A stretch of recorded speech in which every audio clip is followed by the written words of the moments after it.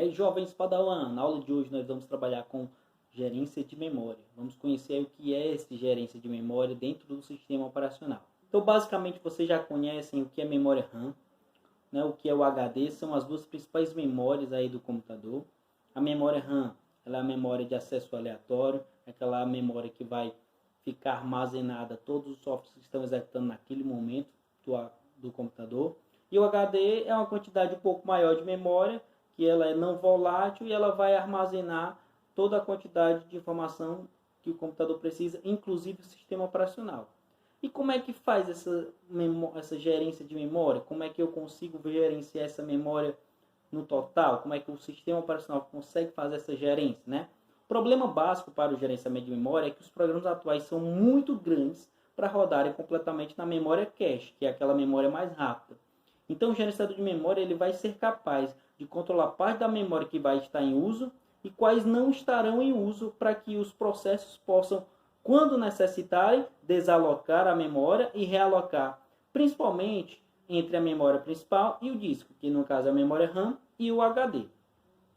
Quando a memória principal, ou seja, a memória RAM é muito pequena para armazenar todos os processos, a gerência de memória vai precisar trabalhar muito mais para que não aconteça gargalos, ou seja, o computador trave mais do que o normal. Ou seja, o normal é não travar, mas se o gerenciador de memória falhar, ou seja, pouca memória RAM, poderá acontecer isso mais vezes. Então, como vocês podem observar aí, existem basicamente dois tipos de memória, a memória lógica e a memória física. A lógica é aquela que vai ser manipulada pelos programas, ela é visível para os programas.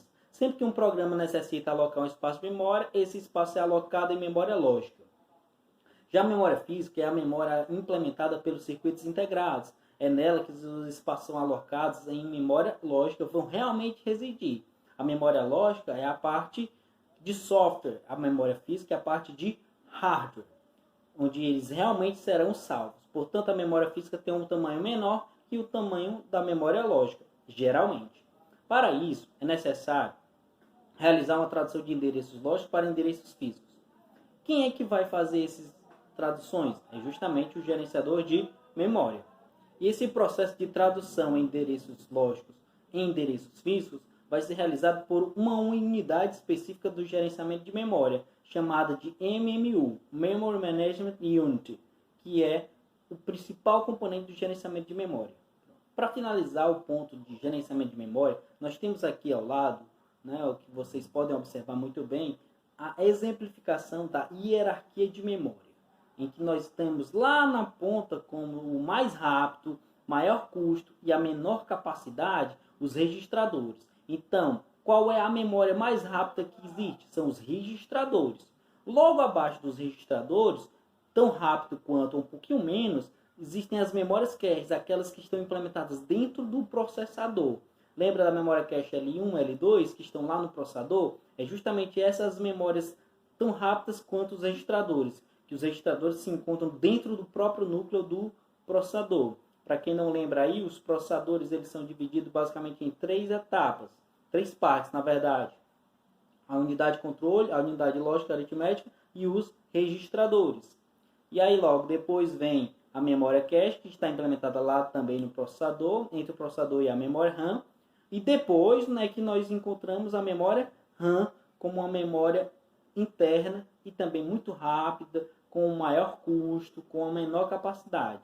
Depois da memória RAM, vem os dispositivos de armazenamento, como os cartões de memória, os HDs, os discos ópticos, CDs, DVDs, seja ele HD interno ou HD externo, também conhecidos como memórias externas, né? Ou seja, eles já estão um pouco mais afastados aí do caso do núcleo do computador, que é a placa-mãe, processador, memória RAM. E na base aí da hierarquia, ou seja, as memórias mais lentas, com menor custo e maior capacidade, a gente consegue encontrar as fitas magnéticas, que geralmente eram utilizadas como cópias de segurança.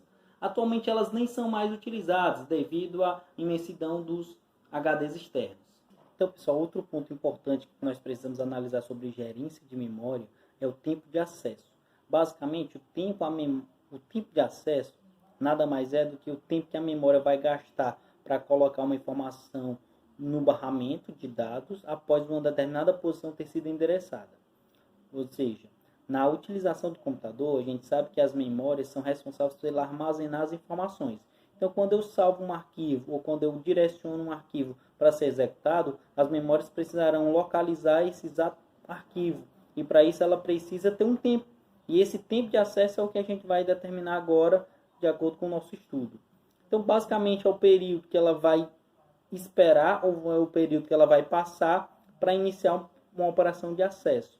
O ideal é claro que a capacidade e velocidade da transferência fossem grandes, mas nesse caso o custo seria alto demais e aí acabaria aqui perdendo a viabilidade da quantidade de memória que nós temos hoje nos nossos computadores. Então ela vai variar muito de acordo com o tipo de memória analisado, dependendo lá da hierarquia das memórias, como a gente já estudou no tópico anterior.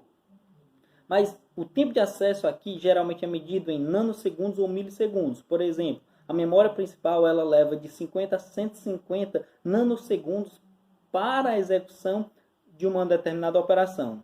Já a memória secundária ela leva de 12 a 60 milissegundos para executar uma determinada operação. Então, percebe-se que a diferença, embora para nós, seres humanos, seja pequena, questão de nanosegundos e milissegundos, mas para os computadores a diferença é gigantesca.